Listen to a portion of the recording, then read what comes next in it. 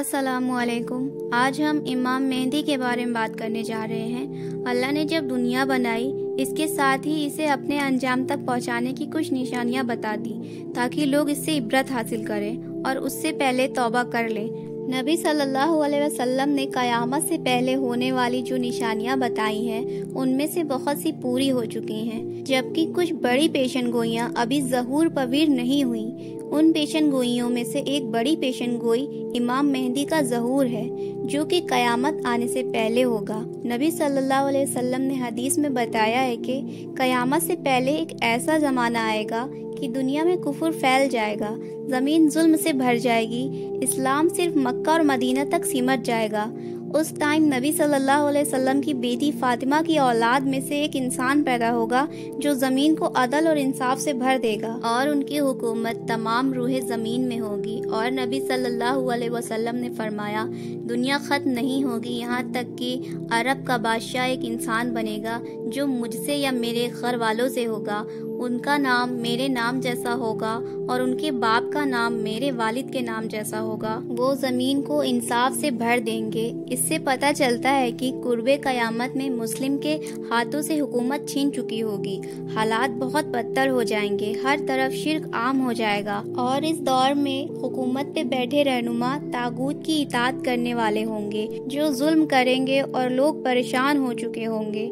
लेकिन इस दौर में एक नूर फटेगी, बिल्कुल उसी तरह जैसे अरब ज़माना जाहिलियत में शिर्क किया करते थे और पूरी दुनिया में जुल्म और सरकशी थी। उस वक्त अल्लाह ने इंसानियत की रहनुमाई के लिए नबी सल्लल्लाहु अलैहि वसल्लम को माबूस किया था। उसी तरह कुर्बे क़यामत के उन बदतरीन हालात में अल्लाह इमाम मेहदी को भेजेंगे। हजरत जाबिर बिन अब्दुल्ला से रिवायत है कि नबी सल्लल्लाहु अलैहि वसल्लम ने फरमाया, वो टाइम करीब है कि जब इराक वाले के पास रुपए और गल्ला आने पर पाबंदी लगा दी जाएगी।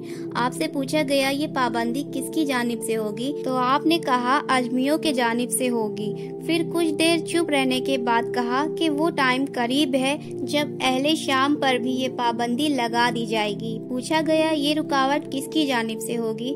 फरमाया, अहले रूम की जानिब से।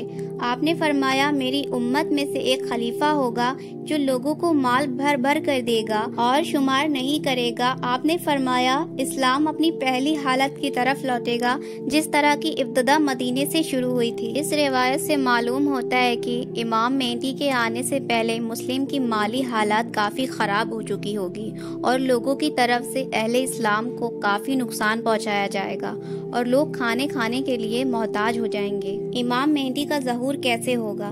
नबी सल्लल्लाहु अलैहि वसल्लम ने फरमाया, वी अल कदा के महीने में कबाइल के दरमियान कशमकश और मुआहदा शकनी होगी और फिर हाजियों को लौटा दिया जाएगा और फिर मीना में जंग होगी, बहुत ज़्यादा खून खराबा होगा। नौबत यहाँ तक कि आएगी इमाम मेहदी वहाँ से चले जाएंगे और भाग कर वो रुकन और मकाम इब्राहिमी के दरमियान में आएंगे और उनके हाथ पर बैत की जाएगी, मगर इमाम मेहदी इसको पसंद नहीं करेंगे।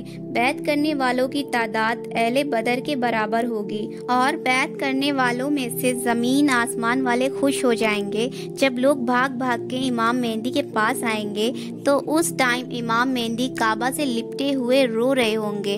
तो लोग मेहदी से कहेंगे, आइए हम आपके हाथ पे बैत करते हैं। इमाम मेहदी कहेंगे, अफसोस तुम कितने मुआहदों को तोड़ चुके हो और किस कदर खून खराबा कर चुके हो। इसके बाद भी वो बैत करेंगे। फिर आप सल्लल्लाहु अलैहि वसल्लम ने फरमाया, लोगों, जब तुम उन्हें पालो तो उनके हाथ पर बैत कर लेना, क्योंकि वो दुनिया में भी मेहदी हैं और आसमान में भी। तो इमाम मेहदी को लोग पहचान लेंगे और हाथों पर बैत करेंगे। आप उम्मत के रहनुमा साबित होंगे।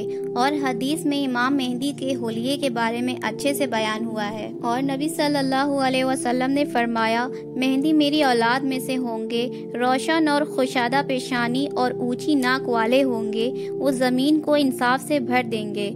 तो ये थी आज की वीडियो। अगर आपको इस वीडियो से कुछ सीखने को मिला हो तो मेरी वीडियो को लाइक करिएगा, शेयर करिएगा, मेरे चैनल को सब्सक्राइब करिएगा। अस्सलामु अलैकुम।